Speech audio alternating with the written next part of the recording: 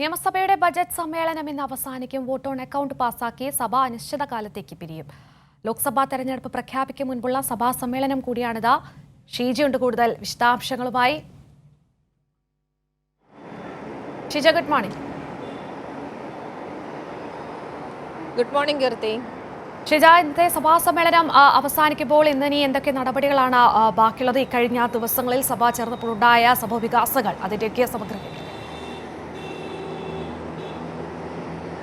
കീർത്തി, ഏതായാലും കഴിഞ്ഞ മാസം 25-ാം തീയതിയാണ് ഗവർണറുടെ നയപ്രഖ്യാപന പ്രസംഗത്തോടുകൂടി ഈ ബജറ്റ് സമ്മേളനത്തിന് തുടക്കമായത്. നമുക്കറിയാം, അദ്ദേഹത്തിൻ്റെ നയപ്രഖ്യാപന പ്രസംഗം തന്നെ അത് ആദ്യ ഖണ്ഡികയും അവസാനത്തെ ഖണ്ഡികയും വായിച്ചുകൊണ്ട് അവസാനിപ്പിച്ചത് തന്നെ വലിയ വിവാദമായ ഒരു സാഹചര്യമൊക്കെ ഉണ്ടായിരുന്നു. അതിനുശേഷം ഈ മാസം 5-ന് സംസ്ഥാന ബജറ്റ് അവതരിപ്പിച്ചു ധനമന്ത്രി. അതിന് പിന്നാലെ കഴിഞ്ഞ 3 ദിവസങ്ങളിലായിട്ടാണ് ബജറ്റിന്മേലുള്ള പൊതുചർച്ച നിയമസഭയിൽ നടന്നത്. ചർച്ചയ്ക്ക് ശേഷം പുതുക്കിയ ബജറ്റ് പ്രഖ്യാപനങ്ങളും കഴിഞ്ഞ ദിവസം മറുപടി പ്രസംഗത്തിൽ ധനമന്ത്രി നൽകുകയും ചെയ്തു. ഇന്നിപ്പോൾ അവസാന ദിവസമാണ്, അതായത് നിയമസഭാ സമ്മേളനം, ഈ ബജറ്റ് സമ്മേളനത്തിൻ്റെ അവസാന ദിവസമാണ്.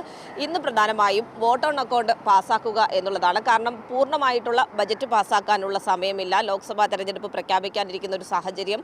ഒപ്പം തന്നെ UDFും സഭാ സമ്മേളനം വെട്ടിച്ചുരുക്കണമെന്ന് ആവശ്യപ്പെട്ടിരുന്നു. അല്ലെങ്കിൽ മാർച്ച് 27 വരെയായിരുന്നു സഭാ സമ്മേളനം തീരുമാനിച്ചിട്ടുണ്ടായിരുന്നത്.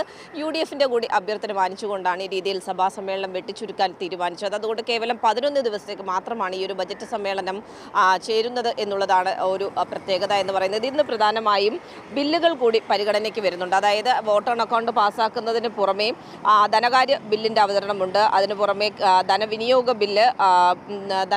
ബില്ലിൻ്റെ അവതരണവും പാസ്സാക്കലുമുണ്ട്. ഈ നടപടിക്രമങ്ങളാണ് ഇന്നിപ്പോൾ സഭയിൽ നടക്കാനിരിക്കുന്നത്. പക്ഷേ സഭ രാവിലെ തന്നെ പ്രക്ഷുബ്ധമാക്കാനുള്ള നീക്കങ്ങൾ പ്രതിപക്ഷത്തിൻ്റെ ഭാഗത്തു നിന്നും ഉണ്ട് എന്ന് തന്നെയാണ് മനസ്സിലാക്കാൻ സാധിക്കുന്നത്.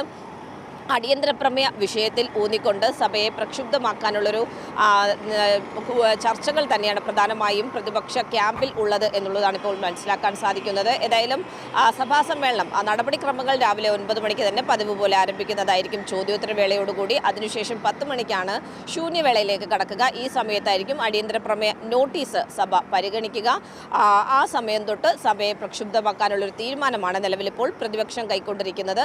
കഴിഞ്ഞ ദിവസങ്ങളിലൊക്കെ നടന്ന ചർച്ച, ബജറ്റിന്മേലുള്ള പൊതുചർച്ചയിൽ വലിയ തോതിലുള്ള വിമർശനം പ്രതിപക്ഷം കേൾക്കേണ്ടി വന്നിരുന്നു. പ്രത്യേകിച്ചും കേന്ദ്രത്തിനെതിരായ സമരത്തിൽ പ്രതിപക്ഷം പങ്കാളികൾ ആകാത്ത വിഷയത്തിലുള്ളൊരു പ്രതിഷേധം തന്നെയായിരുന്നു.